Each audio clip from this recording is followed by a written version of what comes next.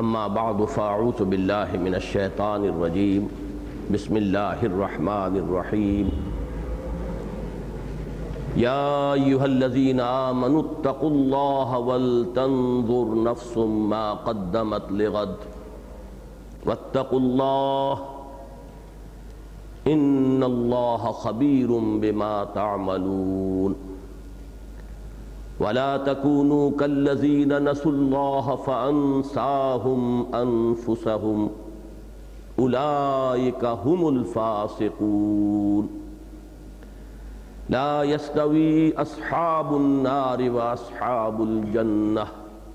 أصحاب الجنة هم الفائزون صدق الله العظيم رب اشرح لي صدري ويسر لي امري واحلل عقدة من لساني يفقهوا قولي اللهم ربنا الهمنا رشدنا واعذنا من شرور انفسنا اللهم ارنا الحق حقا وارزقنا اتباعه وارنا الباطل باطلا وارزقنا اجتنابه اللہم وفقنا لما تحب وترضى آمین یا رب العالمین۔ پچھلے ہفتے ہم نے ان 3 آیات پر جو ابھی میں نے تلاوت کی ہیں ایک حد تک اپنی گفتگو مکمل کر لی تھی۔ ہماری آج کی گفتگو جو نسبتاً مختصر بھی ہے اصل میں اسی گفتگو کا ضمیمہ ہے، چونکہ ایک ہفتے کا وقفہ پڑ چکا ہے، لہذا ناگزیر ہے کہ چند باتوں کو ذہن میں تازہ کر لیا جائے۔ پہلی بات تو یہ سامنے رکھیے کہ سورہ حدید اور سورہ حشر ان دونوں کے مابین جو چند امور مشترک ہیں ان میں سے خاص طور پر اس وقت ہمارے لیے جو اہم پہلو ہے وہ یہ کہ سورہ حدید کا پہلا رکوع جو 10 آیات پر مشتمل ہے اور سورہ حشر کا تیسرا اور آخری رکوع جو 7 آیات پر مشتمل ہے، ان کے مضامین کا ذرا اگر آپ تقابلی مطالعہ کریں تو ایک عجیب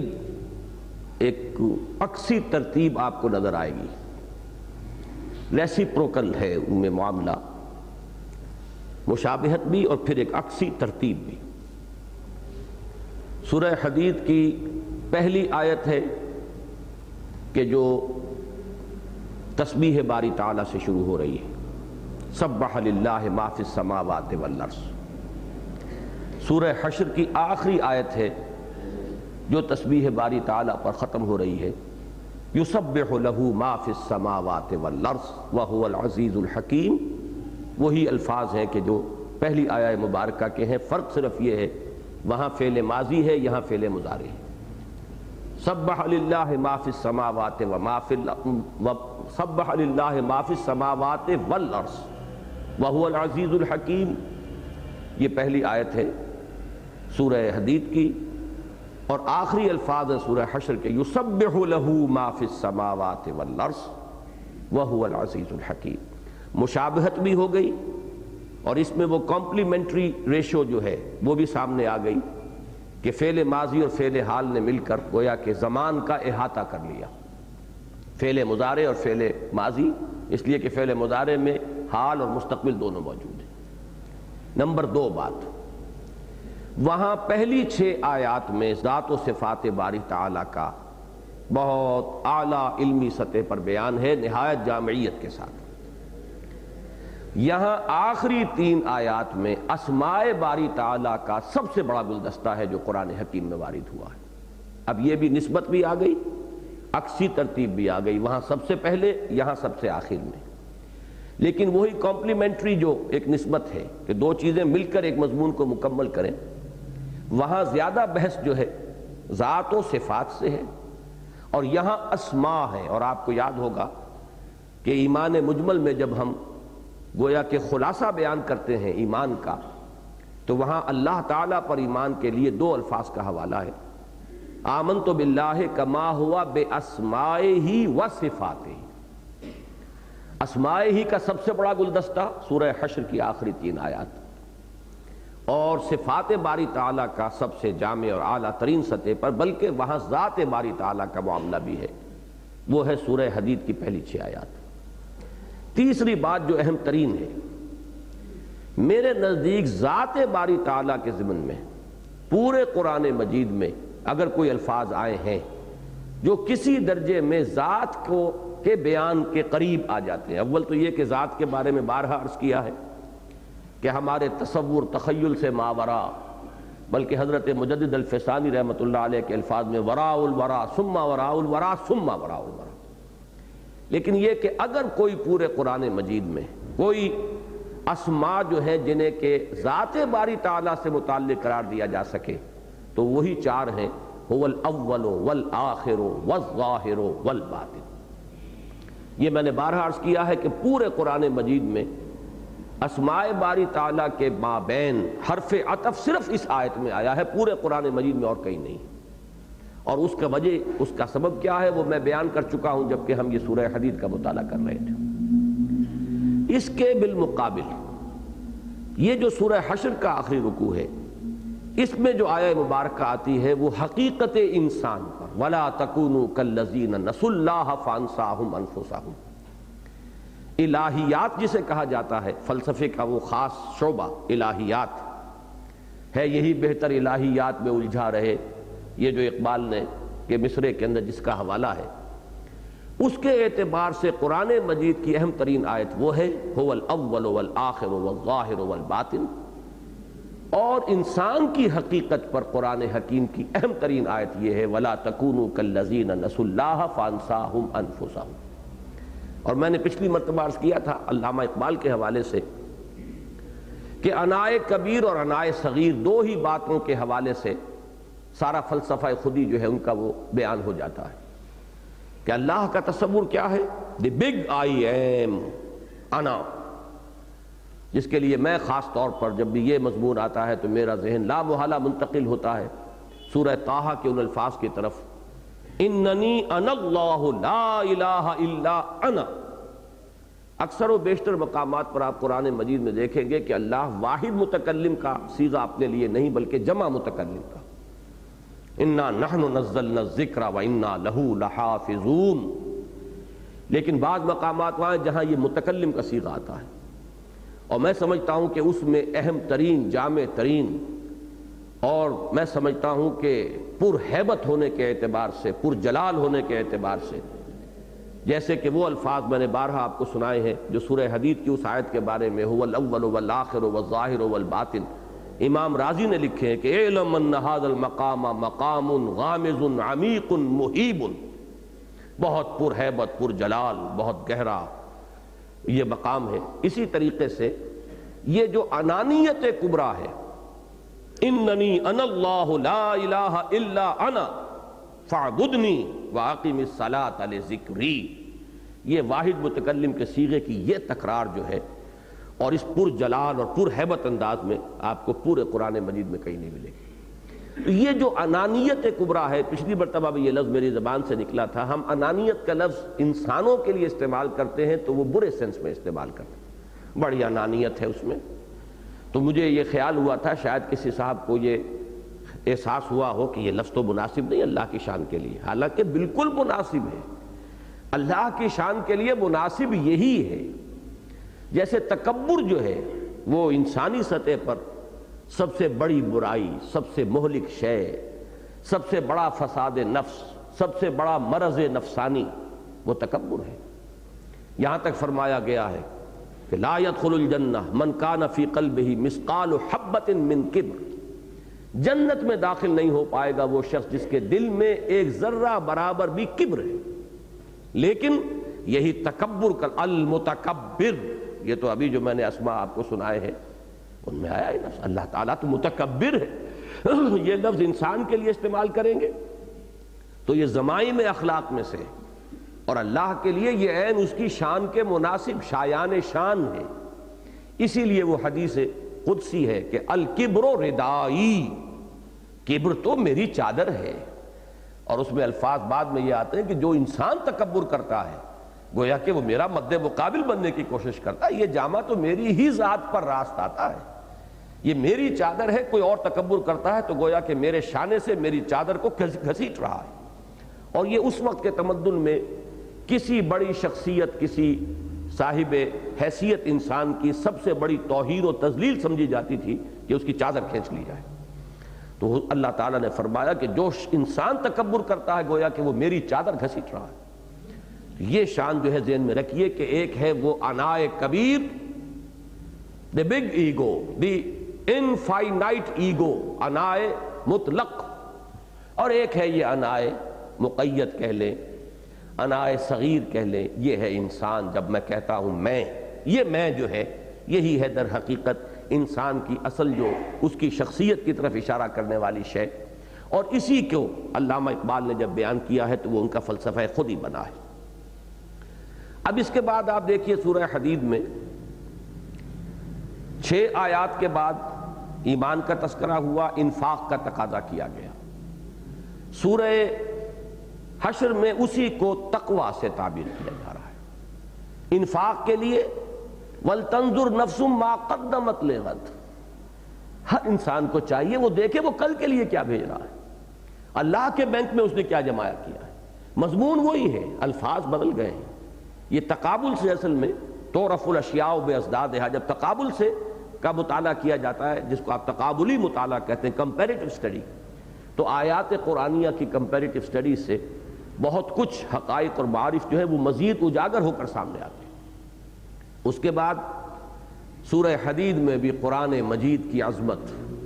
یہ ہے جو اندھیروں سے روشنی کی طرف نکالنے والی شے ہے۔ هو الذی ينزل على عبده آیات بینات لیخرجکم من الظلمات الى النور، اور یہاں بھی آپ کو مضمون ملے گا لو انزلنا هذا القرآن على جبل لرأيته خاشعا متصدعا من خشیۃ اللہ وتلك الامثال نضربها للناس لعلهم يتفکرون۔ اس طریقے سے ان 7 آیات کا اور ان 7 آیات سورہ حشر کے آخری رکوع کی اور 10 آیات جو ہیں سورہ حدید کے پہلے رکوع کی، ان کا اگر آپ تقابلی مطالعہ کریں گے تو بہت سے حقائق جو پچھلی مرتبہ بھی کچھ بیان ہوئے مزید اجاگر ہو کر سامنے آ جائیں گے۔ جہاں تک ان 3 آیات کا تعلق ہے، میں عرض کر چکا ہوں کہ جو درمیانی آیت ہے جس پر ساری گفتگو پچھلی مرتبہ تفصیل سے ہوئی اور آج اسی کا ضمیمہ ہے کہ جو سامنے آنے والا ہے، تو میں نے ربط بیان کیا تھا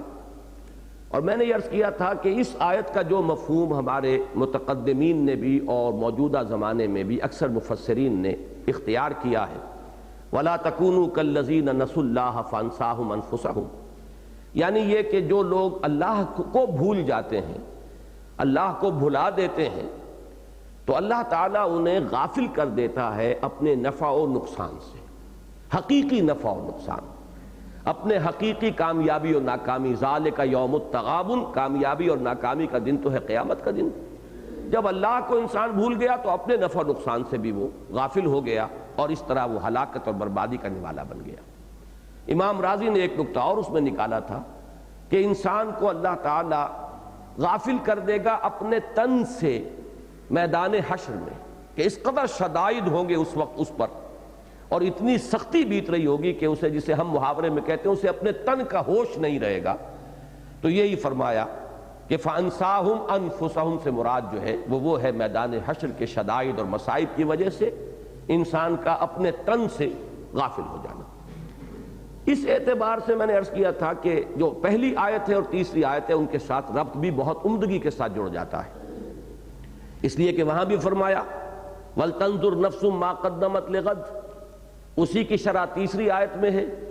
کہ لا يستوی اصحاب النار و اصحاب الجنہ، اصحاب الجنت هم الفائزون، اصل نفع اور نقصان کا دن اس روز طے ہوگا، اس روز فیصلہ ہوگا۔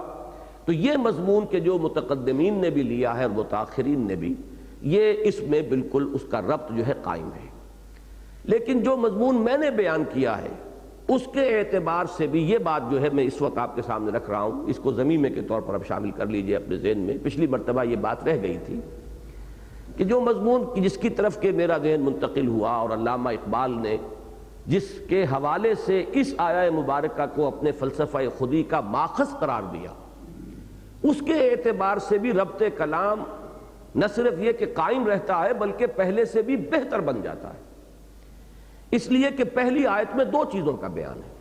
اور جس پر زیادہ زور ہے وہ کیا ہے؟ اتقوا اللہ، اللہ کا تقوی اختیار کرو، اور دوسری بات آخرت کا دھیان کرو، کل کے لیے کیا کر رہے ہو۔ اب میرے نزدیک دوسری آیت میں اصل میں ان دو مضامین میں سے پہلے مضمون کے ساتھ ربط ہے، وہ حقیقی تقوی جس کی اساس ہو محبت خداوندی، وہ اس کے بغیر انسان کو نصیب نہیں ہو سکتا کہ وہ خود اپنی حقیقت کا بھی شناسا ہو۔ اگر وہ اپنے آپ کو محض حیوان سمجھتا رہے گا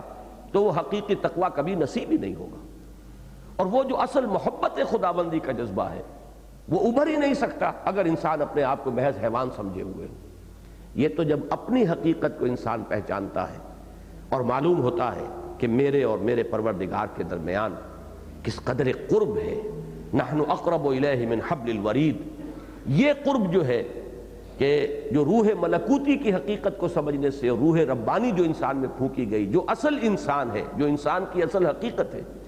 اس کے معرفت سے جو تقوی پیدا ہوگا وہ ہے اصل میں کہ جس کے لیے اس آیہ مبارکہ کو اس کے بعد لایا گیا، اور تیسری آیت میں دوسرا مضمون آ گیا، وَلْتَنْظُرْ نَفْسٌ مَا قَدَّمَتْ لِغَدْ کا تعلق ہے لا يستوی اصحاب النار واصحاب الجنہ سے، اور اتقوا اللہ دو مرتبہ جو آیا اس کا تعلق ہے وَلَا تَكُونُوا كَالَّذِينَ نَسُوا اللَّهَ فَأَنْسَاهُمْ أَنفُسَهُمْ أُولَٰئِكَ هُمُ الْفَاسِقُونَ۔ تقویٰ کی ضد ہی فسق ہے، تو در حقیقت اس اعتبار سے یہ بأحسن وجوہ جو ہے ربط قائم ہوتا ہے کہ پہلی آیت میں دو چیزیں آئیں، تقویٰ اور قیامت کا دھیان لگانا، اور اپنی جو بھی توانائیاں ہیں، قوتیں ہیں، وسائل ہیں، مال ہے، دولت ہے، اس میں سے آخرت کے لیے زیادہ سے زیادہ لگانا۔ تو ان دونوں مضامین کا تعلق اس درمیانی پہلی آیت کے اندر اب جو آیا ہے وہ تقویٰ سے تعلق ہے، اور دوسری آیت میں آخرت کا ذکر آ گیا، تو اس طریقے سے ربط جو ہے وہ پہلے سے بھی بہتر قائم ہوتا ہے۔ تیسری بات جو پچھلے درس کے بعد جو یاد دہانی کرا رہا ہوں وہ اہم مضمون ہے جو پچھلی مرتبہ میں نے بیان کیا تھا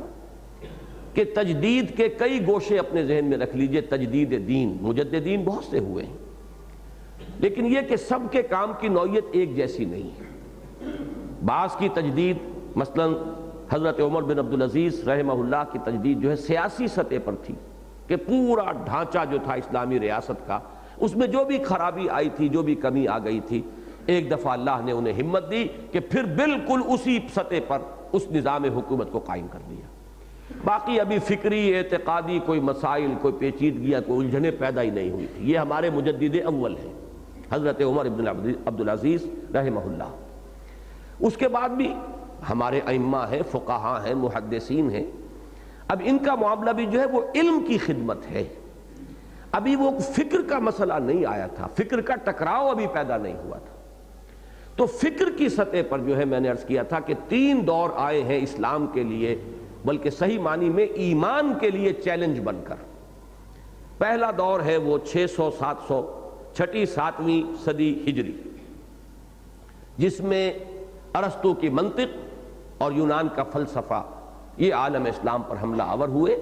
اور مزمحل کر کے جھنجھوڑ کر رکھ دیا اسلامی اعتقادات کو، اور بہت سے ایسے مسئلے پیچیدہ کھڑے کر دیے کہ جن سے واقعتاً یہ ہے کہ جو بھی ہمارا اس وقت کا انٹیلیجنسیا تھا وہ پریشان ہو کر رہ گیا۔ اس وقت اللہ نے دو مجددین کو اٹھایا، امام غزالی رحمہ اللہ جنہوں نے تحافت الفلاسفہ لکھ کر اس فلسفے کی جتنی بھی یہ مغالطہ آمیزیاں تھیں ان سب کا جنگل صاف کیا، اور دوسرے امام ابن تیمیہ رحمہ اللہ جنہوں نے منطق کو کاٹا ہے منطق ہی کے ذریعے سے، الرد علی المنطقیین لکھ کر۔ اور اس کے بعد واقعہ یہ ہے کہ وہ جو بہت بڑا رعب اور بڑا دبدبہ قائم ہو گیا تھا یونان کے فلسفہ اور منطق کا، وہ ختم ہو کر رہ گیا۔ اس کے بعد دوسرا بہت بڑا چیلنج اسلام کو آیا، وہ تصوف کے راستے سے آیا۔ یعنی پہلے دور میں منطق جمع فلسفہ تھا، اور دوسرا دور جس کا میں ذکر کر رہا ہوں وہ فلسفیانہ تصوف یا متصوفانہ فلسفہ، یہ فلسفہ اور تصوف کی آمیزش تھی، اور اس میں ہمہ اوست وحدت الوجود کی عوامی سطح پر جو تعبیرات ہوئیں، ہمہ اوست اس سے نہ صرف یہ کہ دین کا تشخص ختم ہو رہا تھا، شریعت محمدی کا تشخص ختم ہو رہا تھا، ملت اسلامی کا تشخص ختم ہو رہا تھا، مسجد مندر ہکڑو نور سب ایک ہی ہے، اندر باہر سب وہ ایک ہی ہے۔ اب وہ چیز ایک تو ہے علمی سطح پر وحدت الوجود کا مسئلہ، ایک ہے عوامی سطح پر ان چیزوں کو لا کر اس طرح بکھیر دینا۔ تو واقعہ یہ ہے کہ خاص طور پر ہندوستان میں شدید ترین خطرہ لاحق ہو گیا تھا، جس کا سب سے بڑا مظہر بھی سامنے آ گیا، اور وہ اکبر کا دین الہی، جس نے باضابطہ اعلان ہی کر دیا کہ وہ دین محمدی جو تھا علی صاحب الصلاۃ والسلام، وہ تو تھا ہی 1000 برس کے لیے، وہ 1000 برس ختم ہوئے، دین محمدی کا دور ختم ہو گیا، اب الف ثانی ہے، اب یہ نیا دین ہے، اور ملغوبہ بنایا گیا اسے تمام مذاہب کا، اور وحدت ادیان کا فلسفہ اس وقت تراشا گیا۔ تو یہ چیز دوسرا بہت بڑا چیلنج تھا، اور خاص طور پر ہندوستان میں تو سمجھیے کہ واقعتاً اگر بر وقت حضرت مجدد الفسانی رحمۃ اللہ علیہ کی شخصیت سامنے نہ ہوتی تو اسلام کا جنازہ اس بر صغیر سے اسی وقت نکل گیا تھا۔ اس لیے کہ ہندو مذہب میں اور ہندو مت میں اور ہندو قوم میں بے پناہ صلاحیت ہے اس بات کی۔ ان کا ہمیشہ سے یہ جن لوگوں کی بھی ہندو فلسفے اور مذہب اور تمدن اور تاریخ پر نگاہ ہے وہ اس بات کو مانتے ہیں اور برملا اس کا اظہار کرتے ہیں کہ اس اعتبار سے ان میں دو رجحانات ہیں کہ جو بہت ہی نمایاں ہیں۔ ایک تو یہ انورڈ لکنگ ہے، آؤٹ ورڈ لکنگ نہیں ہے۔ ہندو تمدن جو ہے وہ کبھی ہند سے باہر نکلنے کی اس نے کوشش نہیں کی،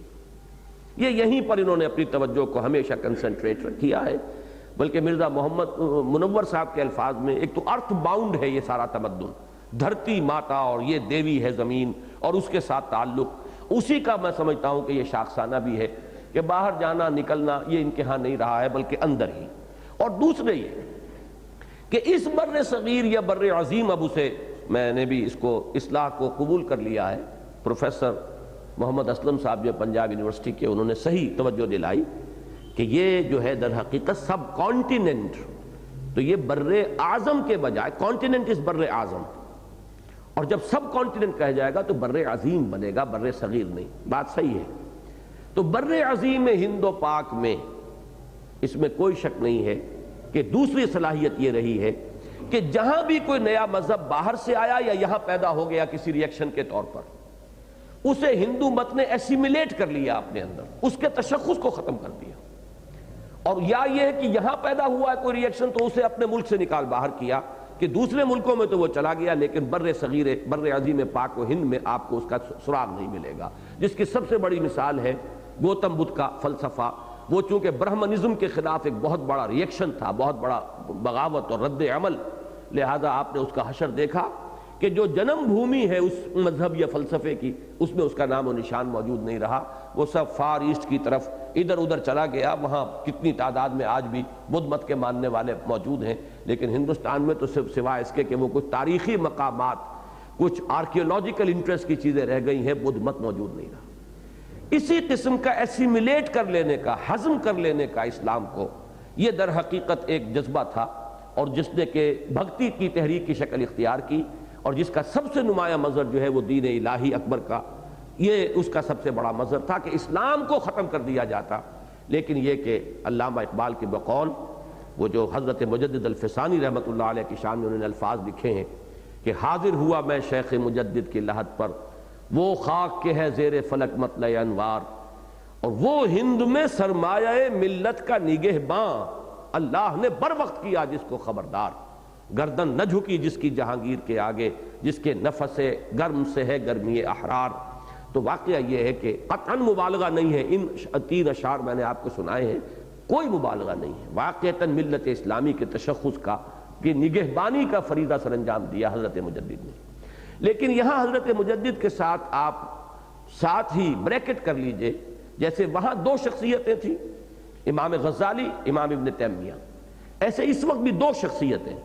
شیخ احمد سرہندی رحمہ اللہ اور امام الہند شاہ ولی اللہ دہلوی رحمۃ اللہ علیہ۔ تو یہ ہے دوسرا دور تھا کہ جو اسلام کو فکری سطح پر ایک چیلنج کے طور پر پیش ہوا، اور اس کے لیے اللہ تعالیٰ نے ان 2 عظیم شخصیتوں کو اٹھایا۔ تیسرا دور وہ ہے کہ جو اس جدید سائنٹیفک جو ایک کلچر پیدا ہوا، اور سائنٹیفک نظریات اور سائنٹیفک خیالات، اور ہر چیز جو ہے فلسفہ بھی اب جو ہے بجائے منطق کے زیادہ وہ انحصار کرتا ہے، نفسیات بھی اب بجائے صرف کسی نظریاتی بحثوں کے زیادہ اب قائم ہے فلسفی یہ سائنٹیفک معلومات پر۔ اس دور میں آ کر میں نے عرض کیا تھا کہ یہ جو چیلنج آئے طبیعیات کے میدان سے اور پھر بایولوجی علم الحیات کے میدان سے، طبیعیات کے میدان سے جو چیلنج آیا تھا وہ تو جلدی ہی ایویپوریٹ ہو گیا، اس لیے کہ مادہ جو تھا اس کی وہ ٹھوس پنا اس کا ختم ہو گیا، مادہ خود تحلیل ہو کر انرجی کی شکل اختیار کر گیا۔ اب تو جو لوگ سائنس کے اس ارتقاء کا ساتھ نہیں دے رہے ہیں ذہناً، وہ کچھ پچھلی صدی کی باتیں جو ہے دہراتے ہیں، ورنہ یہ کہ اس کا معاملہ ختم ہو گیا۔ ورنہ اس وقت جب یہ حملہ ہوا تھا بڑا شدید تھا، جس کا سب سے بڑا ہمارے بر صغیر پاک و ہند میں یا بر عظیم پاک و ہند میں سب سے بڑی جو نمائندہ شخصیت بن گئی تھی وہ سر سید احمد خان کی تھی۔ معجزات کا انکار کیا وہ بھی اسی کی بنیاد پر، جنوں کے وجود کا انکار کیا وہ بھی اسی کی بنیاد پر، وحی کے بارے میں بڑی گمراہ کن باتیں کہیں وہ بھی اسی کی بنیاد پر، معراج جسمانی کا انکار کیا وہ بھی اسی کی بنیاد پر، کہ یہ جو دبدبہ قائم ہو گیا تھا، رعب قائم ہو گیا تھا فزکس کا، اور وہ نیوٹونین فزکس کا دور ہے، اسے ذہن میں رکھیے، ابھی آئنسٹائن کا تو وجود تھا ہی نہیں، اس کی وجہ سے گویا کہ اس کو حاکم بنایا گیا، اور اسلام کے یہ جتنے بھی ماوراء طبیعیاتی فنومینا ہیں ہمارے ایمان سے متعلق، ان کی وہ توجیحات کرنے کی کوشش کی گئی کہ جو اس فزیکل جو بھی فنومینا اور فزیکل جو لاز ہیں ان کے اندر ایکسپلین ہو سکے۔ یہ در حقیقت اس دور کا تھا، لیکن جیسا کہ میں نے عرض کیا وہ دور ہی گیا، اب تو وہ چیلنج ہی ختم ہوا۔ آئنسٹائن نے آ کر اور جو اب آگے بڑھی ہے طبیعیات، اس نے تو اب انرجی کا دور ہے، باقی کوئی کس کو میٹر کہتے ہیں اس کا تو کوئی وجود ہی نہیں رہا۔ لیکن دوسرا جو آیا تھا در حقیقت چیلنج، وہ آج تک بھی برقرار ہے اور اس کے اثرات بہت زیادہ وسیع حلقے میں پھیلے، اور وہ ہے ڈارون کا نظریہ ارتقاء، جس نے کہ تخلیق انسان کے معاملے کو اس طریقے سے چیلنج کیا ہے۔ اب آپ اندازہ کیجئے، قرآن حکیم میں 7 مقامات پر قصہ آدم و ابلیس آتا ہے۔ آدم و ابلیس کا قصہ آپ کو سورہ بقرہ میں ملتا ہے پورا رکوع، سورہ اعراف میں ملتا ہے پورا رکوع، سورہ حجر میں ملتا ہے، پھر سورہ بنی اسرائیل اور سورہ کہف متصل 2 سورتیں ہیں ان میں ملتا ہے، پھر سورہ طٰہٰ میں مل جاتا ہے، اور عجیب ترتیب ہے اس میں نے کئی مرتبہ پہلے عرض کیا ہے کہ ادھر سورہ حجر اور بنی اسرائیل کے درمیان صرف ایک سورت حائل ہے، سورۃ النحل، ادھر سورہ کہف اور سورہ طٰہٰ کے درمیان ایک سورت حائل ہے سورہ مریم۔ تو اگر محراب بنائی جائے تو یوں بنے گی کہ سورہ بنی اسرائیل اور سورہ کہف جڑی ہوئی ہیں اوپر، ان دونوں میں بھی ذکر ہے قصہ آدم و ابلیس کا۔ ایک سورت ادھر چھوڑ کر آئیے سورہ حجر، ایک سورت ادھر چھوڑ کر جائیے وہ سورہ طٰہٰ، ان دونوں میں ذکر ہے قصہ آدم و ابلیس کا۔ پھر ذرا ادھر آئیے تو سورہ اعراف، یہ ہے 7ویں پارے میں، 8ویں پارے میں جا کر ذکر آئے گا، یہ 7ویں میں ہے جی، 8ویں پارے میں۔ ادھر چلیے تو یہ سورہ صاد میں ذکر آ رہا ہے 23ویں پارے میں، وہ بالکل اسی طرح، ادھر سے 8واں ادھر سے 8واں، اور پھر ایک اضافی ہے اور وہ سورہ بقرہ کا ہے، اس لیے کہ باقی 6 کی 6 سورتیں جو ہیں وہ مکی ہیں، صرف واحد یہ مدنی سورت ہے سورہ بقرہ جس میں کہ قصہ آدم و ابلیس آئے۔ اب آپ سوچئے ایک طالب علم جب قرآن مجید کو پڑھتا ہے، آدم کی تخلیق کا ذکر آتا ہے، مٹی سے، کہیں گارے سے، کہیں سنے ہوئے گارے سے، مختلف چیزیں سامنے آ رہی ہیں، اور پھر یہ کہ ابلیس کے ساتھ معاملہ اور ابلیس کا وہ چیلنج، اور اسی کی بنیاد پر قرآن مجید جو ہے اپنے فلسفہ اور حکمت کو اٹھا رہا ہے کہ اے لوگوں سمجھو کہ ابلیس تمہارا دشمن ہے، ان الشیطان لکم عدو فاتخذوہ عدوا، اور اس کو شکوہ کیا اللہ تعالیٰ نے سورہ کہف میں، افتتخذونہ وذریتہ اولیاء من دونی وہم لکم عدو بئس للظالمین بدلا۔ کیا ہو گیا تمہیں؟ تمہاری عقل جو ہے، تمہاری مت کیوں ماری گئی ہے؟ وہ تمہارا دشمن ازلی، تم اسے اپنا دوست بنائے پھرتے ہو۔ یہ قرآن کے فلسفے کے اہم نکات ہیں۔ اب جو شخص ڈارون کا نظریہ ارتقاء پڑھے اور وہ سمجھے کہ یہ تو ایک حیوانوں میں سے ہی ابھرا ہوا ہے، کہ یہ اسی زمین پر یہ سارا قصہ ہوا ہے، یہیں یہ حیوانوں کا ارتقاء ہوا، انہی میں سے ایک ذرا نسبتاً زیادہ ارتقاء یافتہ حیوان انسان ہے، کیسے ٹیلی کرے گا، کیسے ریکنسائل کرے گا ان چیزوں کو؟ سوائے اس کے کہ اگر ذرا شریف ہے، کچھ زیادہ غور و فکر کا بھی عادی نہیں ہے، تو وہ ایک پوٹلی ادھر رکھے گا، عقائد کی پوٹلی، کہ یہ تو میں مانتا ہوں عقیدے کے طور پر، اٹس ڈوگما، کہ اللہ نے انسان کو بنایا، مٹی سے بنایا، اس سے بنایا، پھر شیطان کے ساتھ پھر وہ معاملہ بھی ہوا، فرشتوں کے سامنے بھی پیش کیا، یہ تو ڈوگما ہے بھائی، اس کے لیے کوئی عقل کی دلیل، کوئی منطق کی دلیل، کوئی سائنٹیفک کوئی بنیاد نہیں۔ ایک ہے سائنٹیفک، وہ یہ ہے، اور ان دونوں چیزوں میں آپ کو معلوم ہے کہ بعد المشرقین ہے۔ نتیجتاً انسان جب ان دو چیزوں کو اپنے ذہن میں رکھے گا، دو متضاد چیزوں کو بیک وقت مانے گا، متضاد سمجھتے ہوئے جانتے ہوئے، تو اس کا اپنا فکر بھی سپلٹ ہو جاتا ہے، اس کی اپنی پرسنالٹی بھی سپلٹ ہو جاتی ہے۔ وہ سپلٹ پرسنالٹی دنیا میں کچھ نہیں کر سکتی، منقسم شخصیت وہ دنیا میں کوئی کام نہیں کر سکتی۔ یہ تو بڑی well integrated and well composed personalities ہوتی ہیں جو دنیا میں کوئی کام کر سکتی ہیں۔ یہ جو فلسفہ ہے، جیسا کہ میں نے عرض کیا پچھلی مرتبہ، اگرچہ سائنس کے میدان میں تاحال وہ ایک نظریہ ہے، اس پر جرح بھی ہوئی ہے، جیسے وکلا جرح کرتے ہیں گواہوں پر، جرح بھی ہوئی ہے، بہت سی چیزیں اس کے خلاف بھی کہی گئی ہیں، لیکن اس کا متبادل کوئی نظریہ تاحال سامنے نہیں آ سکا۔ اور یہ اب سمجھیے کہ ایک صدی بیت رہی ہے، اس پوری صدی میں اس نے جس طریقے سے پولیوٹ کیا ہے، پولیوشن ایک تو وہ ہے جو فضا کی اور پانی کی ہو رہی ہے، جس کا پوری دنیا میں اس وقت چرچا ہے، ہمارے انوائرنمنٹ کا اور فضا کا اور پانی کا پولیوشن ہے، سمندر پولیوٹ ہو رہے ہیں، لیکن سب سے بڑھ کر جو پولیوشن ذہن میں ہوئی ہے کہ وہ انسان کی عظمت اور انسان کا کوئی علیحدہ مقام اور انسان کی کوئی حیثیت اور علیحدہ مرتبہ، اس کا کوئی جداگانہ تشخص، یہ ختم ہوا اور انسان نرا ایک حیوان بن کر رہ گیا۔ بس آپ کہہ سکتے ہیں نسبتاً زیادہ ہائر پلین پر ہے، وہ ہے بالکل حیوان، حیوان کے علاوہ انسان میں کچھ اور نہیں۔ نتیجہ کیا نکلا؟ جیسا کہ میں نے پچھلی مرتبہ عرض کیا تھا کہ ادب اور بعض اوقات فلسفے تک کے راستے سے وہ فکر سامنے یہ آئی ہے کہ اب انسانوں کا اصل امام حیوان ہے،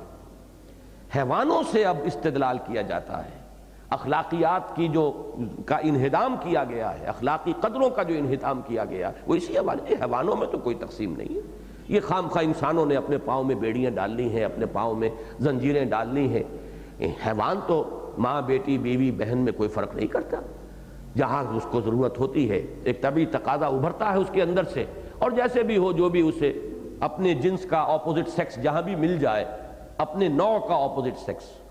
اپنی سپیشیز کا اپوزٹ جو سیکس مل جائے گا، وہ اس سے اپنی پیاس بجھا لے گا، جیسے کہ پانی جہاں مل جائے پیاس بجھا لی جاتی۔ یہ ہے جس نے کہ ساری ان قدروں کو پامال کر کے رکھ دیا، اور اسی کا نتیجہ یہ جیسا کہ میں نے عرض کیا تھا کہ یہ ٹپ آف دی آئس برگ کی حیثیت رکھتی ہیں چیزیں، کہ اب نیوڈ کلبز بھی ہیں اور بالکل ننگے، حیوان تو کوئی کپڑے نہیں پہنتے، انہیں تو کوئی شرم نہیں ہے۔ یہ خامخواہ انسان نے شرم کا لبادہ اوڑھ لیا،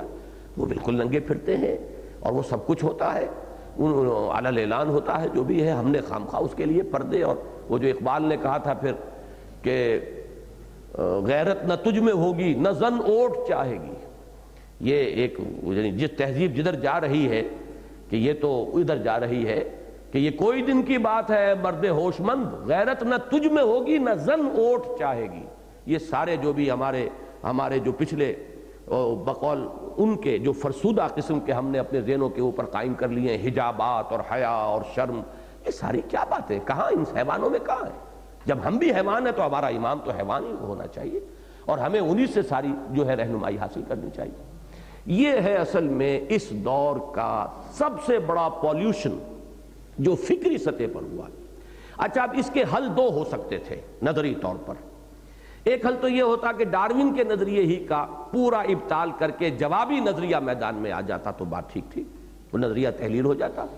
جیسے نیوٹونین فزکس ختم ہو چکی ہیں، اسی طریقے سے ڈارونین بایولوجی یا جو بھی اوریجن آف سپیشیز کا اس کا نظریہ تھا، یہ اس کی کتاب کا نام ہے دی اوریجن آف سپیشیز، تو یہ سب ختم ہو جاتا تو یہ اثرات زائل ہو جاتے۔ وہ تو تاحال نہیں ہوا، اور اس کے آثار بھی کوئی نظر نہیں آ رہے۔ پورے عالم اسلام میں سے بھی ابھی کوئی ایسی بات نہیں اٹھ پائی ہے کہ جو اس میدان میں کوئی جوابی کوئی فلسفے کے طور پر لا سکے۔ البتہ اس میں جو میری رائے ہے وہ پھر کسی وقت میں آپ کے سامنے عرض کروں گا، اس وقت اس کے بیان کرنے کا موقع نہیں ہے۔ البتہ اس کا ایک حل وہ ہے جو علامہ اقبال نے کیا ہے، اور وہ یہ ہے کہ اس معاملے کو ایک طرف رکھتے ہوئے اسے سائنس کا ایک نظریہ اور اس میدان کے اندر جو بھی اس کے ساتھ ہو رہا ہے اسے ابھی چلنے دیں، لیکن اگر انسان کی اصل حقیقت کو کھول کر واضح کر دیا جائے کہ انسان ایک مرکب وجود کا حامل ہے،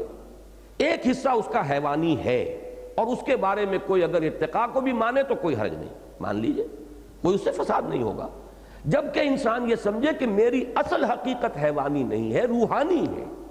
میں اصل جو ہوں وہ سیلف ہے میری، وہ میری خودی ہے، وہ میں جو ہوں وہ یہ نہیں ہوں۔ یہ جو میٹیریل شیٹس جو میں نے آپ کو اپنشد کے حوالے سے جملہ سنایا کہ man in his ignorance identifies himself with the material sheets, which encompasses real self.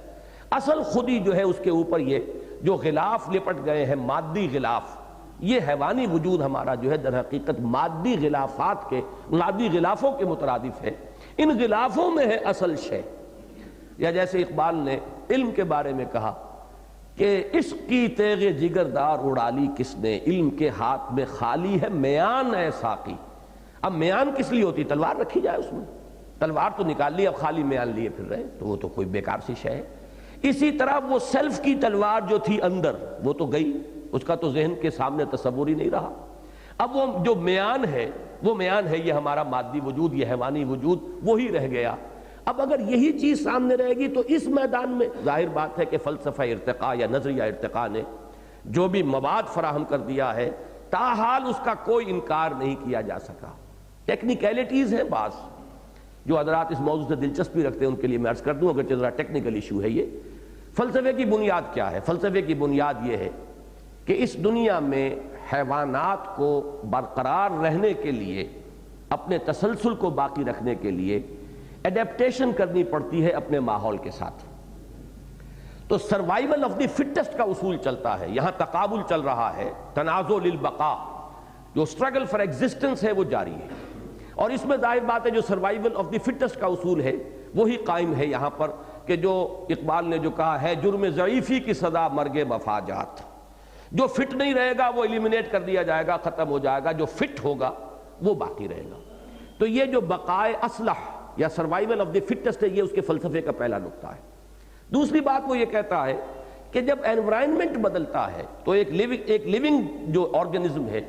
وہ اس کے ساتھ اپنے جسم کے اندر ایک ایڈجسٹمنٹ کرتا ہے، اس کے مطابق اپنے جسم کے اندر کچھ ایکوائرڈ کریکٹرز حاصل کر لیتا ہے. اگر کہیں سردی زیادہ ہے تو اس کے مطابق اس کے جسم میں کچھ تبدیلیاں آئیں گی، اس لیے کہ اس ماحول کے اندر آ گیا ہے. بہت شدید گرمی کے ماحول میں رہتا ہے تو اس کو ساتھ اپنے آپ کو ہم آہنگ کرنے کے لیے، تو ان کو کیا کہا جاتا ہے؟ Acquired characters. اب تیسری بات اس نے یہ کہی ہے کہ یہ ایکوائرڈ کریکٹرز تھوڑے تھوڑے ہوتے ہیں، بہت مائنیوٹ، اور پھر یہ نسل بعد نسل منتقل ہوتے ہوئے بڑھتے بڑھتے اتنے ہو جاتے ہیں کہ بالکل نئی سپیشیز وجود میں آ جاتی.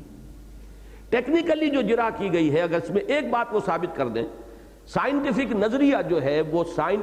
ایک اسٹیبلش سائنٹیفک فیکٹ کب بنتا ہے؟ جبکہ اسے سائنٹیفکلی ویریفائی کرا دیا جائے،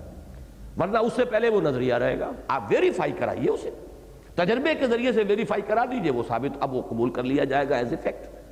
اس نظریے میں اصل کروشل پوائنٹ کیا ہے کہ اگر یہ ثابت کر دیا جائے کسی تجربے کے ذریعے سے کہ ایکوائرڈ کریکٹر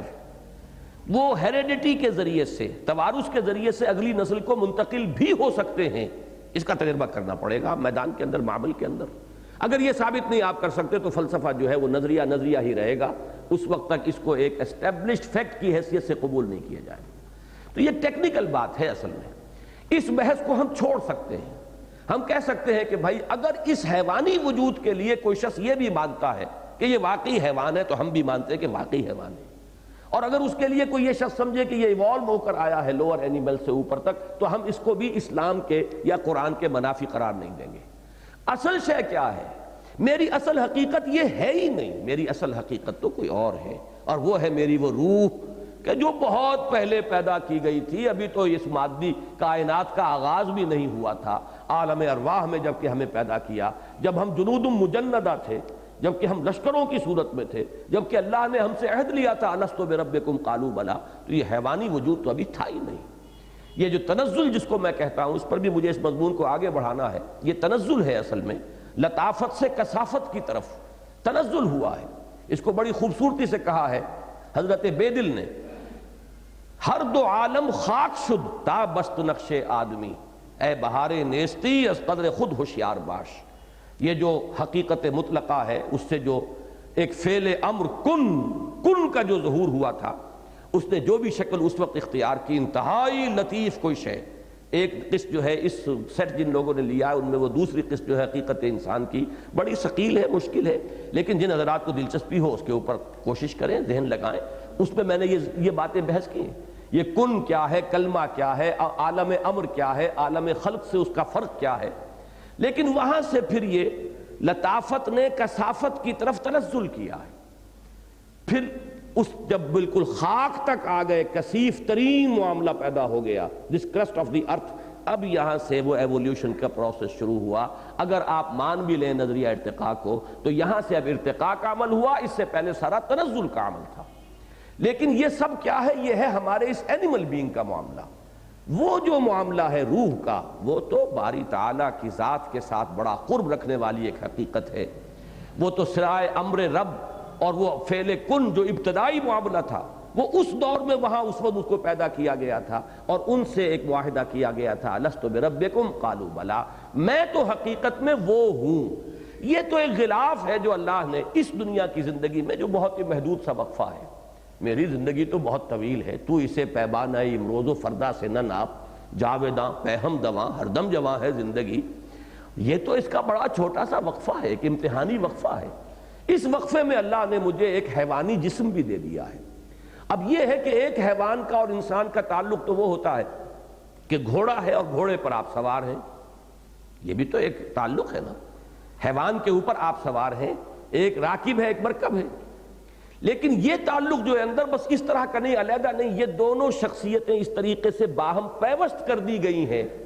کہ اس کے اندر ہی وہ مرکب بھی ہے حیوان، جس پر کہ راکب ہے وہ روح، لیکن ہے وہ ایک وجود کے اندر۔ ان کو اس طریقے سے باہم پیوست کر دیا گیا ہے کہ وہ علیحدہ علیحدہ نظر نہیں آ رہے، لیکن اس کو علیحدہ علیحدہ سمجھنا لازم ہے۔ اور وہ جو اصل سوار ہے ہمارے اس وجود کا، وہ روح ربانی یا وہ ہماری انا یا وہ ہماری خودی، وہ کوئی مادی شے ہی نہیں، اس میں ایولیوشن کا سوال ہی نہیں۔ وہ جو معاملہ ہے وہ اس سے بالا تر ہے، اس سے بہت بلند ہے، اعلیٰ ہے، عرفہ ہے۔ اب اگر یہ بات سامنے آ جائے تو ڈاروین کے نظریے کا جو زہریلا اثر ہے، جو پولیوشن ہے، وہ ختم ہو جائے گی۔ اور میں نے اسی لیے پچھلی مرتبہ یہ بیان کیا تھا کہ اس آیہ مبارکہ کے بارے میں ہمارے متقدمین کا ذہن ادھر کیوں نہیں گیا؟ اسی لیے نہیں گیا کہ اس وقت یہ دوسری بات اتنی ثابت شدہ حقیقت سمجھی جاتی تھی، انسان انسان ہے، اشرف المخلوقات ہے، مسجود ملائک ہے، خلقتہ بیدیہ، جو بھی اس وقت کا کریشن کا نظریہ لوگوں کے سامنے رہا ہوگا، یہ تو زمین سے یہ جو خاک ہے لے جائی گئی اور وہاں جنت میں اس کا وہ گارہ تیار کیا گیا، اس کا حیولہ تیار کیا گیا۔ یہ اس طریقے سے ذہنوں میں چیزیں بیٹھی ہوئی تھیں کہ انسان کا ایک امتیازی مقام، انسان کا شرف، انسان کی بزرگی، انسان کی عظمت، اس کا نقش اتنا گہرا تھا کہ اس آیہ مبارکہ کی طرف کوئی خاص اس کی اہمیت کا جو ہے اس کی طرف توجہ نہیں ہوئی۔ آج جب کہ صورت یہ ہے کہ ہم اس سے دوچار ہیں کہ انسان نرا حیوان سمجھا جا رہا ہے، لہٰذا اس وقت کی جو بھی کوئی صاحب فکر انسان ہوگا، جیسا کہ میں نے عرض کیا، علامہ اقبال کو میں نے اس دور میں اس فکری سطح پر فکر اسلامی کا مجدد قرار دیا پچھلی مرتبہ، اور میں پورے انشراح صدر کے ساتھ یہ بات کہہ رہا ہوں کہ جو فکری چیلنج اس دور میں اس نظریہ ارتقاء کے ذریعے سے آیا تھا، اس کے زہر کا اگر ازالہ ہو سکتا ہے تو صرف علامہ اقبال کے فلسفہ خودی سے، جس کے بارے میں انہوں نے خود کہا کہ یہ آیہ مبارکہ جو ہے یہی اس کا ماخذ ہے، یہی اس کا مبنی ہے، یہی اس کی بنیاد ہے۔ یہ چیزیں تھیں ضروری جو میں نے کچھ دہرا دی ہیں۔ اب آئیے ذرا وہ پرچہ نکال لیجئے آپ۔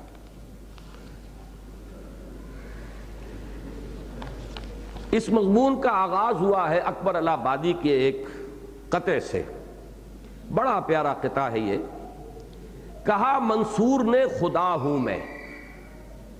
ڈاروین بولا بوزنا ہوں میں، بوزنا کہتے بندر کو،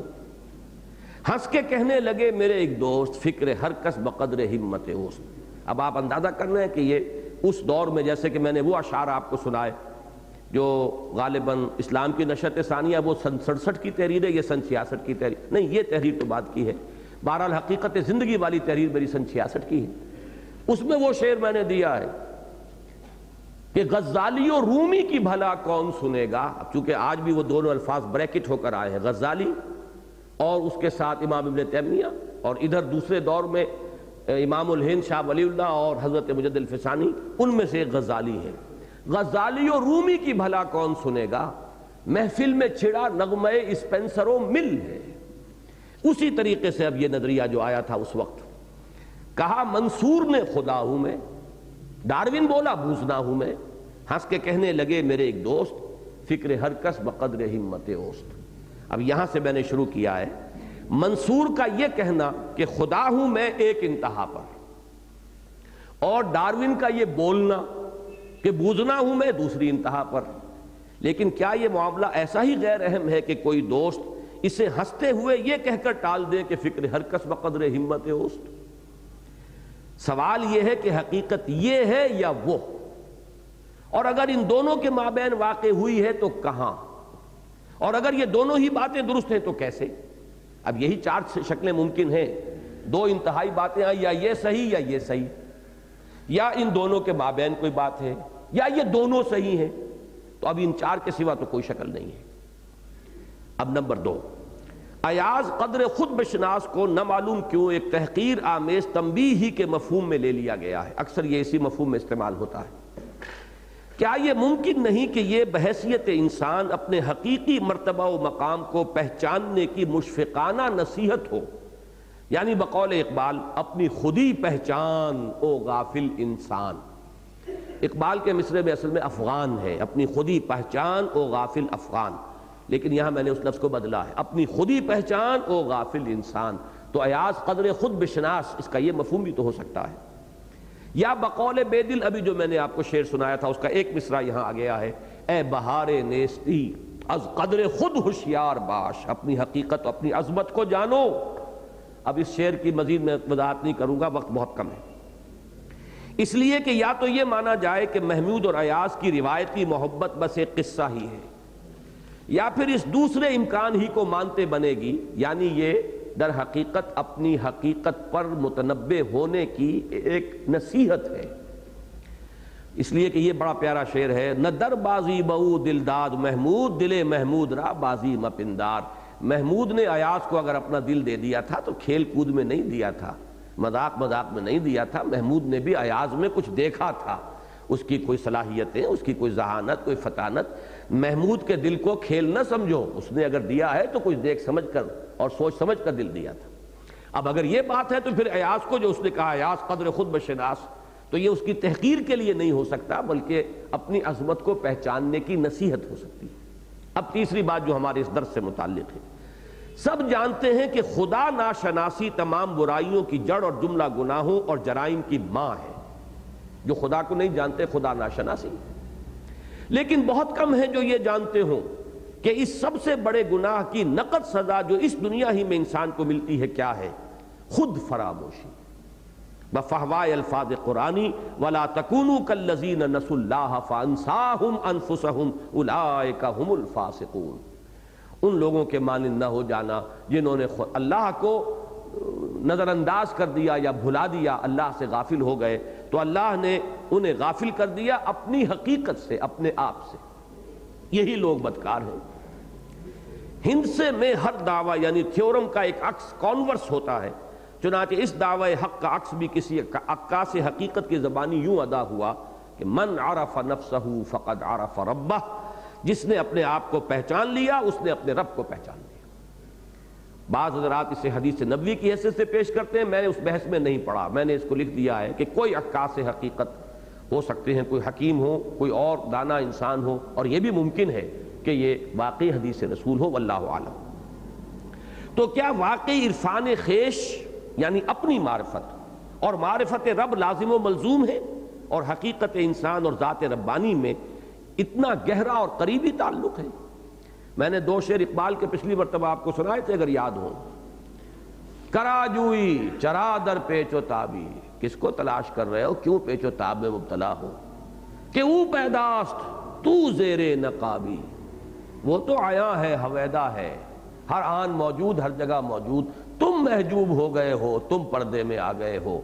عربی کا بھی ایک شعر ہے 10ویں جماعت کے کورس میں ہمارے تھا، اغیبو وذو اللطائف لا یغیبو، میں غائب ہو جاتا ہوں، وہ ہستی جو ہے باریک بین اور ہر آن موجود وہ کہاں غائب ہوتی ہے؟ غیب میں وہ نہیں، ہم ہیں. اغیبو وذو اللطائف لا یغیبو وارجوہ رجاء لا یخیبو، اور میں اس سے وہ امید جو ہے باندھے ہوئے ہوں کہ وہ مجھے مایوس نہیں کرے گا. بہرحال تو میں وہ شعر عرض کر رہا تھا، ایک رہ گیا اقبال کا دوسرا شعر، کرا جوئی چرادر پیچ و تابی کہ او پیداست تو زیر نقابی، تلاش خود کنی جز او نبینی، تلاش او کنی جز خود نہ یابی. اسے تلاش کرو گے تو اپنے آپ کو پاؤ گے، اور اپنے آپ کو تلاش کرو گے تو اسے پاؤ گے۔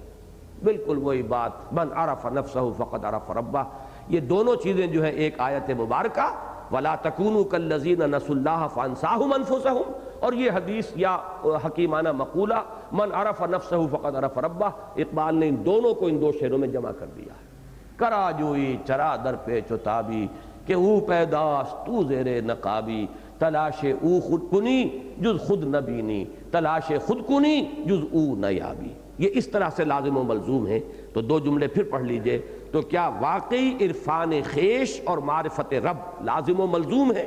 اور حقیقت انسان اور ذات ربانی میں اتنا گہرا اور قریبی تعلق ہے؟ ان مسائل کے حل کے ضمن میں اگر انسان صرف حواس ظاہری سے حاصل شدہ معلومات اور محض ان پر مبنی استدلال پر دار و مدار رکھے تو جواب اس کے سوا اور کیا ہو سکتا ہے کہ انسان بھی بس ایک حیوان ہے، دوسرے حیوانات کے مقابلے میں ذرا ترقی یافتہ حیوان۔ البتہ وجدان کی وادیوں میں پرواز کی جائے جیسے عظیم شعراء نے کی تو حقیقت کچھ اور نظر آتی ہے، اور اس مسئلے کا پورا تشفی بخش حل تو وحی آسمانی کی دستگیری کے بغیر ممکن ہی نہیں۔ ایک واقف و عارف بزرگ کے سامنے شکوہ کیا گیا، یہ شذرات کی شکل میں ہے، ابھی اس مضمون کی اہمیت پر یہ 3-4 پیرے ہیں جو آپ پڑھ رہے ہیں۔ ایک واقف و عارف بزرگ کے سامنے شکوہ کیا گیا، حضرت اب تو انانیت کا دورہ ہے۔ یہ مولانا سید سلیمان ندوی کا واقعہ ہے۔ ڈاکٹر سید اسلم میرے کلاس فیلو تھے، وہ ان سے ملاقات کے لیے گئے تھے، یہ سن 50 کی بات ہے غالباً، تو وہاں یہ گفتگو ہوئی کہ لوگوں نے کہا جی بڑی انانیت کا دور ہے اور ہر شخص اس مہلک مرض میں مبتلا ہے۔ اس پر انہوں نے فرمایا بھائی واقعہ تو یہ ہے کہ انانیت کا دور بھی گزر چکا، اب تو صرف نانیت ہی نانیت باقی رہ گئی ہے۔ وہ انا کا بھی کہاں رہا معاملہ، اب تو صرف میٹر اور مادہ اور روٹی کپڑا اور مکان اور وہ جو مادی غلاف ہیں ان کے سوا کوئی سوچ بچار ہے ہی نہیں، نانیت ہی نانیت ہے۔ وہ انانیت بھی کبھی ہوتی تھی، اس کا دور بھی گزر چکا ہے۔ اس میں ہرگز کسی شک و شبے کی گنجائش نہیں ہے کہ دور حاضر کا سب سے بڑا المیہ یہی ہے کہ آج کا انسان اپنے آپ کو محض ایک حیوان تصور کرتا ہے۔ انسانوں کی عظیم اکثریت تو اپنی عظمت سے بالکلیہ بے خبر اور اپنی حقیقت سے قطعی طور پر لا علم، محض اپنی مادی ضرورتوں اور حیوانی تقاضوں کی تسکین و تکمیل کے لیے دوڑ دھوپ میں مصروف و مشغول ہے ہی۔ اصحاب دانش و بینش کی واضح اکثریت بھی کائنات کی اصل مادی مان کر اور مادے کو حقیقی قرار دے کر واقعیت پسندی یعنی ریئلزم کی جانب رخ کیے ہوئے ہے، حتیٰ کہ جنہیں اس سطح سے ذرا بلند ہونے کی توفیق ملی ہے وہ بھی ذہن یعنی مائنڈ اور روح یعنی سول کی عینیت یا سنویت کی بحث میں الجھ کر گئے۔ یہ جدید فلسفے کی ایک بڑی گہری بحث ہے،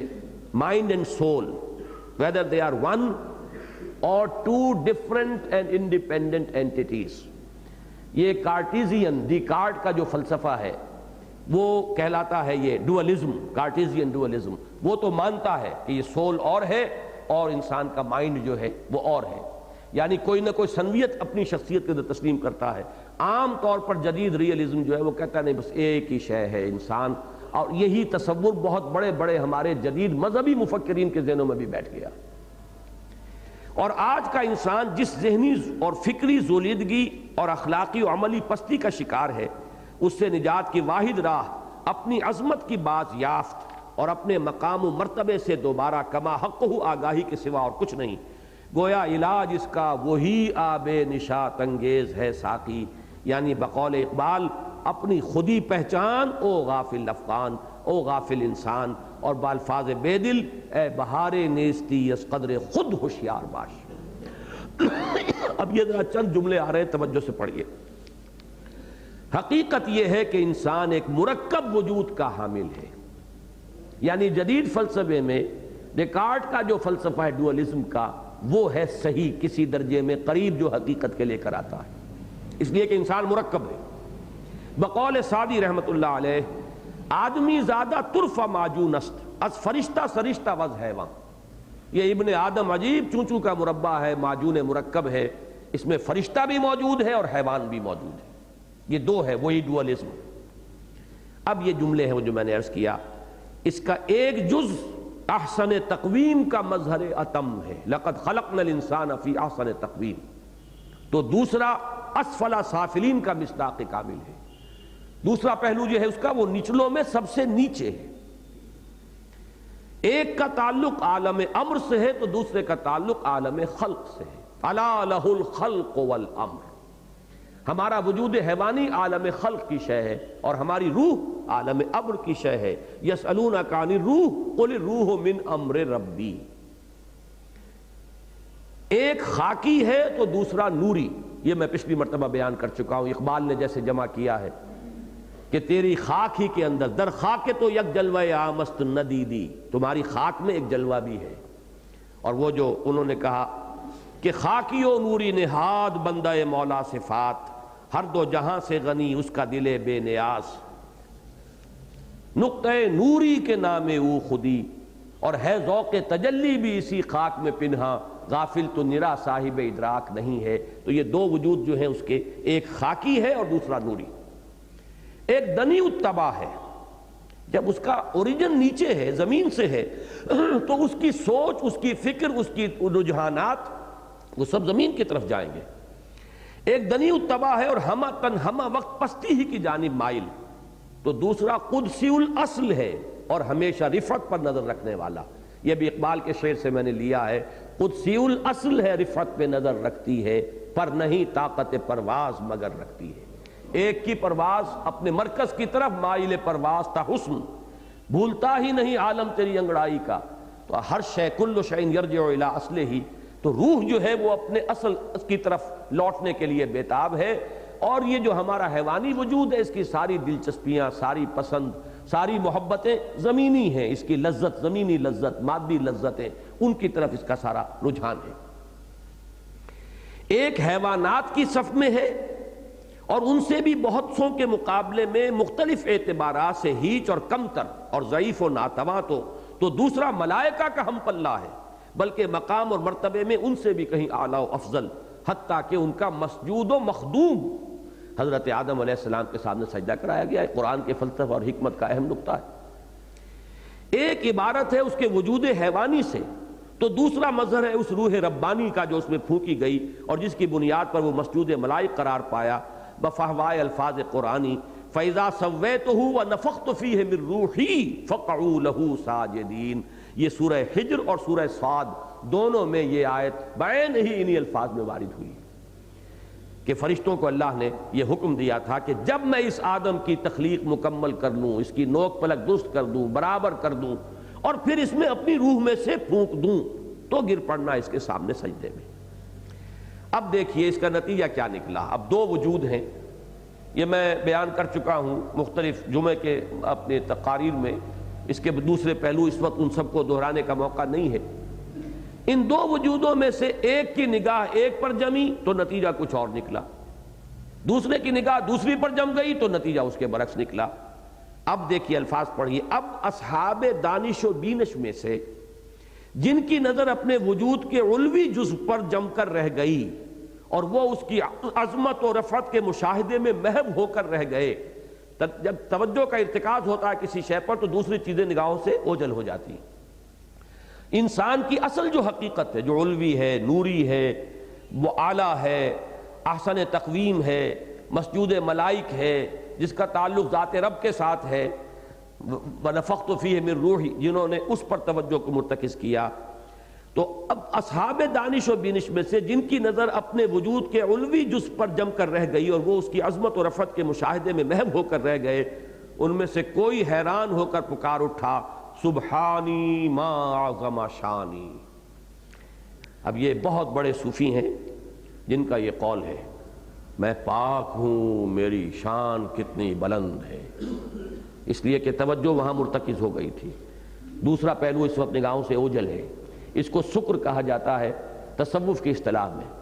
ایک جذب کسی کیفیت کے اندر یہ الفاظ زبانوں سے نکلے ہیں جنہیں شطحیات کہا جاتا ہے، صوفیہ کی شطحیات، لیکن اس کی بنیاد کیا ہے؟ بنیاد یہ ہے کہ ان کی توجہ مرتکز ہو گئی ہے اپنی اس عظمت پر۔ کسی نے کہا، کسی نے جذب و مستی کے عالم میں نعرہ لگا دیا انا الحق، یہ ہے وہ منصور حلاج، اور کوئی کیف و سرور سے سرشار ہو کر کہہ بیٹھا لیس فی جبتی الا اللہ، اس جبے کے اندر اللہ کے سوا کوئی نہیں۔ اب یہ تمام کیا ہے، نیچے نوٹ پڑھ لیجئے، منصور حلاج اور اکابر صوفیہ کی شطحیات، یعنی وہ جملے جو جذب و مستی کے عالم میں حالت سکر میں ان کے منہ سے نکل گئے، ان میں سے منصور کو اس لیے دار پر چڑھنا پڑا کہ وہ حالت صحب میں بھی اسی موقف پر قائم رہا، وہ ڈٹ گیا اس پر، لہذا وہ تو اس پر کفر کا فتویٰ لگا اور اسے سولی پر چڑھا دیا گیا۔ لیکن باقی حضرات کا ایک یہ سمجھیے ایک ٹرانزینٹ سا ایک خاص کیفیت کے اندر بات نکل گئی، باقی جب وہ کیفیت ختم ہوئی تو وہ بات چونکہ اس پر قائم نہیں رہے، لہذا ان کو جو ہے مورد الزام نہیں ٹھہرایا گیا اور ان کو کوئی سزا نہیں دی گئی۔ لیکن اگر جم جائیں گے اس پر تو یہ تو کفر اور شرک بن جائے گا۔ لیکن میں یہاں پہ کس چیز کو واضح کرنا چاہ رہا ہوں کہ کیوں یہ بات طاری ہوتی ہے، آخر اتنے بڑے بڑے صوفیاء کی زبان سے اگر یہ الفاظ نکلے کیوں؟ کہ واقعتاً انسان کے وجود کا ایک حصہ اس قدر رفیع الشان ہے، اتنا اعلیٰ مرتبے والا ہے، اتنے اونچے مقام کی شے ہے کہ اس کا اور اس قدر قریبی تعلق ہے ذات باری تعالیٰ کے ساتھ کہ اگر صرف اسی پر توجہ کو مرتکز کر دیا جائے گا تو یہ الفاظ ہیں کہ جو خام خواہ انسان کے زبان سے نکل جائیں گے۔ البتہ اس کو بیلنس کرتا ہے جب انسان کے پورے وجود کو آپ اپنے سامنے رکھیں گے کہ یہ اس کا ایک جز ہے، باقی انسان تو یہ اسفلا سافلین والا بھی ہے، اس میں تو حیوانی سارے تقاضے بھی موجود ہیں، از فرشتہ سرشتہ وز حیوان، اور جن کی نگاہ تحقیق و تفتیش انسان کے وجود حیوانی ہی پر مرتکز ہو کر رہ گئی۔ اب یہ ہے وہ ہمارے سائنسدان، وہ تو ساری ڈسیکشن بھی کر رہے ہیں تو اس باڈی کی کر رہے ہیں، فزیولوجی پڑھی جا رہی تو اس باڈی کی پڑھی جا رہی ہے، اس میں روح کا کہاں ان کے سامنے معاملہ آئے گا، وہ نہ ڈسیکشن میں سامنے آتی ہے نہ فزیولوجی پہ اس کا کوئی معاملہ ہے، وہ تو حیوان ہی حیوان کی ساری جو ہے، اور حیوانات جو ہیں ان کے جسمانی نظام ہی پر جب توجہ ساری ہوگی، ڈارون کی اگر ساری عمر اسی میں بیت گئی تو اب اس کے سامنے جو آئی ہے اور اسی کے متعلق تفحص و تعمق میں گم ہو کر رہ گئے، انہیں اس کا تعلق لامحالہ بندروں، بن مانسوں اور گوریلوں ہی سے جوڑتے بنی۔ ان کے نگاہ میں یہی ہوئی کہ ڈارون بولا بوز نہ ہوں میں، کہا منصور نے خدا ہوں میں، ڈارون بولا بوز نہ ہوں میں، ہنس کے کہنے لگے میرے ایک دوست، فکر ہر کس بقدر ہمت اوست۔ گویا اب یہ میں نے اس کا جواب دیا ہے، گویا حقیقت انسان کے ضمن میں متذکرہ صدر متضاد آرا جزوی طور پر اپنی اپنی جگہ صحیح بھی ہیں اور کلی اعتبار سے غلط بھی۔ اگر پہلی رائے کو کل قرار دیں گے تو کفر ہے، شرک ہے، دوسری رائے کو کل قرار دیں گے تو ضلالت ہے، گمراہی ہے، حیوانیت ہے، شیطنت ہے۔ ان دونوں کو رکھیے تو وہ حقیقت ہے، اور مسئلہ زیر بحث کا کوئی حل اس کے بغیر ممکن نہیں کہ انسان کے وجود کو دو متضاد اجزاء سے مرکب تسلیم کیا جائے۔ واضح رہے کہ وجود انسانی کے یہ دونوں اجزاء ترکیبی ایک دوسرے سے بالکل آزاد اور اپنی اپنی جگہ کامل اور ہر اعتبار سے خود مکتفی ہونے کے باوصف غایت درجہ متصل ہی نہیں باہم دیگر پیوست ہے۔ میں نے مثال آج دی ہے، اسے ذہن میں رکھیے گا۔ گھوڑا علیحدہ نظر آ رہا ہے، سوار اوپر بیٹھا علیحدہ نظر آ رہا ہے، لہذا اس میں آپ کو کوئی اشکال نہیں ہے۔ اب ایک ہی وجود میں یہ دونوں ہوں، نظر نہ آیا علیحدہ گھوڑا اور علیحدہ سوار، وہ ہے ہماری حقیقت۔ ہمارے اندر ایک سوار بھی ہے، وہ ہے وہ ہماری اصل حقیقت، ہماری اصل انا، اپنی سیلف جس کو ہم کہیں گے، ہماری خودی، روح ربانی، اور ایک سوار بھی ہے اور وہ سواری بھی ہے، وہ مرکب بھی ہے، گھوڑا بھی ہے، وہ ہے انسان، وجود حیوانی ہمارا۔ تو یہ راکب اور مرکب ایک وجود میں جمع ہو گئے ہیں۔ پھر میں کہتا ہوں کہ عظمت سامنے آتی ہے شیخ سعدی کے اس شعر کی، آدمی زادہ طرفہ معجون است از فرشتہ سرشتہ بز حیوان۔ باقی رہ گیا یہ کہ یہ دونوں کیسے ملے ہوئے ہیں، اس کا میں نے ایک جواب دیا ہے، اور وہ یہ ہے کہ جان اور جسم کا تعلق بھی تو ہمیں معلوم نہیں آج تک۔ یہ تو سب مانتے ہیں نا، جسم اور جان، ادھر جان نکلی جسم پڑا ہوا ہے، جسم میں کوئی کمی نہیں آئی، پورا سارا جسم جو ہے موجود ہے، وہی اس کے ہاتھ پاؤں، وہی دل، کوئی ایک سیل بھی تو کم نہیں ہوا، اور جان نکل گئی۔ کہاں تھی وہ جان؟ تو اگر جان اور جسم کا تعلق آج تک ہمیں معلوم نہیں تو یہ جان اور جسم کو جمع کر کے ان دونوں کا تعلق جو روح سے ہے وہ اگر سمجھ میں نہیں آتا تو اس کی بنا پر اس حقیقت کا انکار نہیں کیا جا سکتا، اس لیے کہ جسم اور جان کے تعلق کو نہ سمجھنے کی وجہ سے ہم نے جان کا انکار تو نہیں کیا، حالانکہ جان بھی نظر نہیں آتی، غیر مرئی ہے، جیسے کہ سورہ واقعہ میں کہا گیا ہے فلولا اذ بلغت الحلقوم وانتم حینئذ تنظرون ونحن اقرب الیہ منکم ولکن لا تبصرون فلولا ان کنتم غیر مدینین ترجعونها ان کنتم صادقین۔ سب کھڑے ہوتے ہیں، بیٹے بھی، پوتے بھی، بھتیجے بھی، بیوی بھی، ماں بھی، باپ بھی، اور اس وقت جان کوئی نکال کے لے جا رہا ہوتا ہے اگر تم میں دم تو لوٹا لو۔ ایسا عجیب مقام ہے قرآن مجید کا، تم دیکھ رہے ہوتے ہو اور جان نکل کے جا رہی ہوتی ہے، تم دیکھتے نہیں ہو، ہم تو اس جان سے تم سے بھی کہیں زیادہ قریب ہوتے ہیں، بس نظر نہیں آتا، نہ وہ فرشتہ نظر آتا ہے اور نہ وہ جان جاتی ہوئی نظر آتی ہے، لیکن ایسے ہی تم خود مختار ہو اور فن خواہ ہو تو لوٹا کیوں نہیں لیتے اس کو؟ تو یہ ایک خطابی انداز ہے اور بہت مؤثر انداز ہے، لیکن یہ اس دلیل کو اس دلیل سے رد کیجیے گا کہ اگر ہمیں اس روح کا کچھ پتہ نہیں چلتا تو جان کا کہاں پتہ چلتا ہے؟ اور ایک فارسی شعر جو میں نے کئی دفعہ کوٹ کیا، یہاں لکھا ہوا بھی آپ کے سامنے آ جائے گا، وہ ہے وہ خوبصورت ترین تعبیر۔ عہد حاضر کی عظیم ترین حماقتوں میں سے ایک یہ بھی ہے، یہ حماقتوں کا لفظ جو ہے بہت ثقیل ہے، اس کو یہاں میں نے بدلنا ہے جب یہ چھپے گا، اس لیے کہ ہمارے بعض متقدمین بھی اس مغالطے میں مبتلا رہے ہیں، تو یہ مغالطہ کا لفظ جو ہے اس یہاں پر مناسب ہے۔ ایک یہ بھی ہے کہ روح انسانی کو جان کے ہم معنی سمجھ لیا گیا ہے،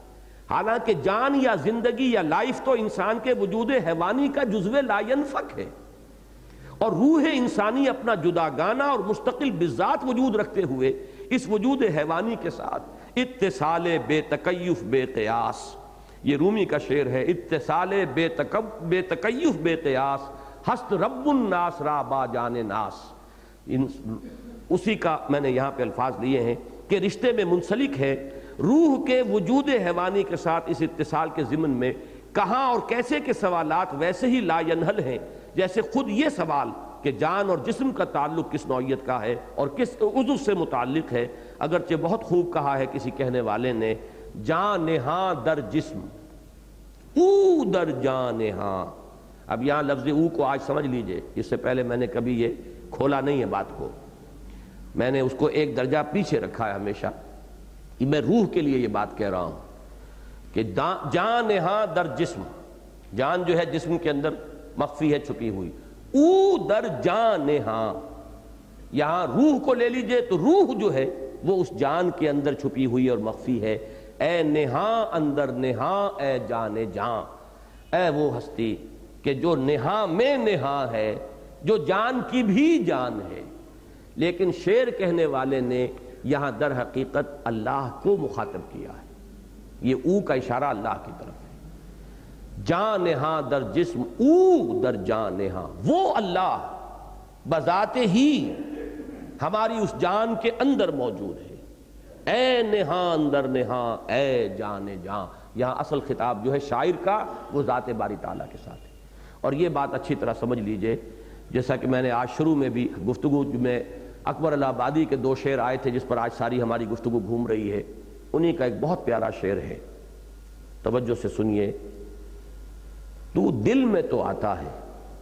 سمجھ میں نہیں آتا، بس جان گیا میں تیری پہچان یہی ہے،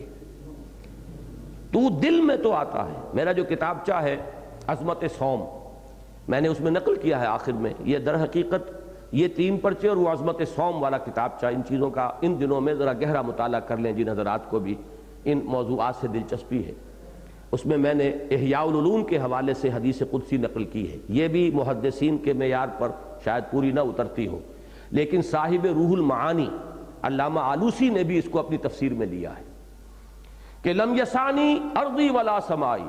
ولاکی یسانی قلب عبد المومن، میں نہ اپنے آسمان میں سما سکتا ہوں نہ اپنی زمین میں سما سکتا ہوں، لیکن اپنے بندہ مومن کے دل میں سما جاتا ہوں۔ اسی کو شاعر نے کہا ہے، غالباً یہ رومی ہے یا کوئی اور ہوں گے واللہ عالم، من نہ گنجم در زمین و آسماں، ترجمہ ہے اسی کا، لے گنجم در دل مومن عیاں،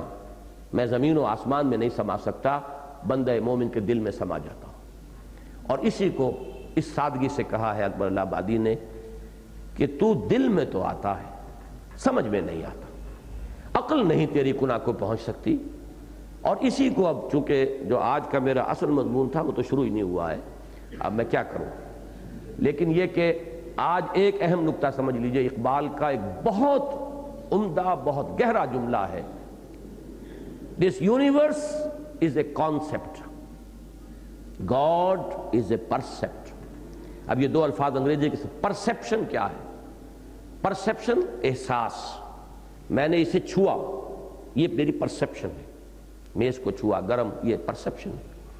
کنسیپشن ذہن میں ایک تصور قائم کرنا ہے، اللہ کا کوئی تصور قائم کرنا ممکن نہیں ہے، لیکن اللہ ایک پرسیپٹ ہے، اندر جو باطنی تجربہ ہے وہ ہمیں یہ محسوس کراتا ہے کہ ہے۔ اسی کو فارسی میں کہا گیا ہے دور بینان بارگاہ الست جز پئے نہ برداند کے ہست، ہے ضرور کوئی ہے، کوئی معشوق ہے اس پردہ زنگاری میں، اس کو تو انسان اپنے باطن میں ایسے محسوس کرتا ہے۔ اس کی میں مثال بھی آپ کو سمجھا دوں کہ جیسے ایک دیوار ہے، آپ آنکھ سے دیکھ رہے ہیں دیوار کو تو اس کا طول، عرض، حجم، اونچائی کتنی ہے، کیا ہے، کیسی ہے، یہ سب کچھ آپ کو نظر آ رہا ہے، ایک مکمل کانسیپٹ آپ کے ذہن میں اس آنکھ کے ذریعے سے قائم ہو گیا ہے۔ لیکن فرض کیجئے کہ کوئی شخص اندھا ہے، وہ اندھا جو ہے اس دیوار کو چھوئے گا کہ ہے، دیوار ہے، کیسی ہے یہ نہیں جانتا وہ، یہ اب کانسیپٹ تو قائم نہیں کر سکتا دیوار کا، اس لیے کہ وہ اندھا ہے، لیکن اس کی ٹچ، سینس آف ٹچ بتا رہی ہے کہ ہے، دیوار ہے، اس میں لاکھ کوئی کہے نہیں ہے، بھئی ہے، میں محسوس کر رہا ہوں ہے۔ یہی معاملہ ہے ذات باری تعالیٰ کا، انسان کا باطن یہ کہتا ہے۔ اسی کو فارسی شعر میں کہا گیا ہے نا جو میں نے ابھی سنایا کہ دور بینان بارگاہ الست جس پہ این بردن کے ہست، ہے، اس میں کوئی شک نہیں، کیسا ہے؟ اس تک وراء الورا ثم وراء الورا ثم وراء الورا، کانسیپٹ قائم نہیں کر سکتے آپ۔ پھر ایک اور بات دیکھیے، میں پھر عرض کر رہا ہوں میرا اصل مضمون شروع نہیں ہوا آج، میں نے اصل میں کوئی 10 نکات نوٹ کیے ہوئے تھے کہ وہ سمجھ میں نہیں آ سکتے، دین کے بڑے لطیف حقائق ہیں وہ، جب تک وہ دل میں گہرے نہ ہو ایمان کی جڑیں مضبوط ہو ہی نہیں سکتی۔ اور وہ 10 چیزیں وہ ہیں کہ جب تک کہ یہ حقیقت جس کو میں اس وقت فلسفہ خودی کے عنوان سے کہہ رہا ہوں اور میں حقیقت روح کے عنوان سے کہہ رہا ہوں، انسان کی اصل وہ شخصیت جو وہ اصل انا ہے اس کی، جس کے گرد یہ مادی غلاف ہیں، جب تک یہ بات سمجھ میں نہیں آئے گی وہ دین کی بنیادی 10 باتیں سمجھ میں نہیں آ سکتی۔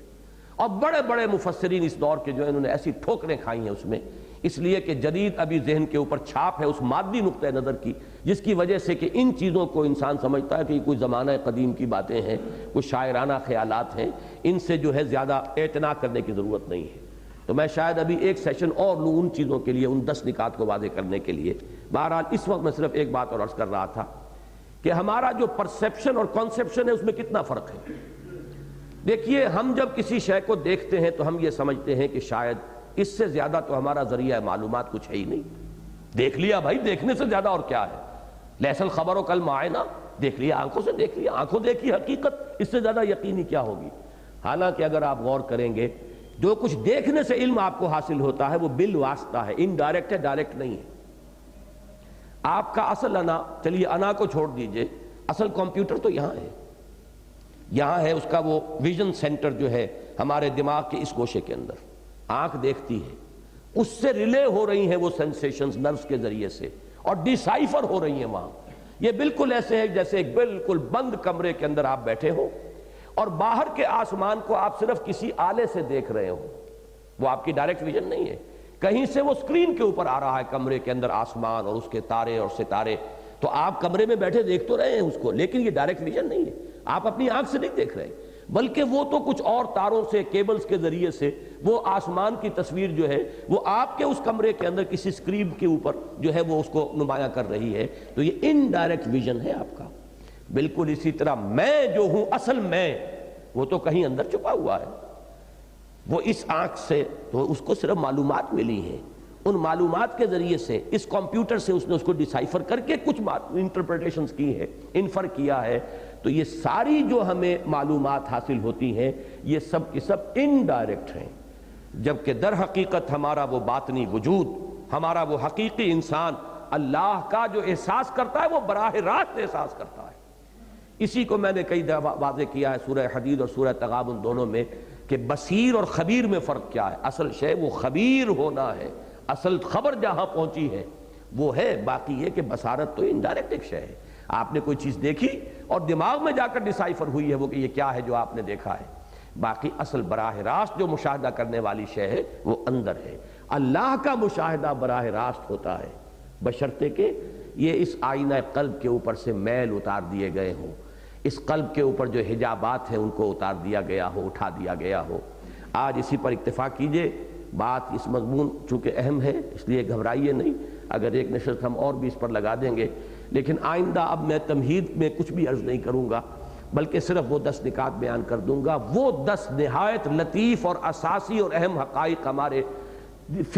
دینی فکر کے،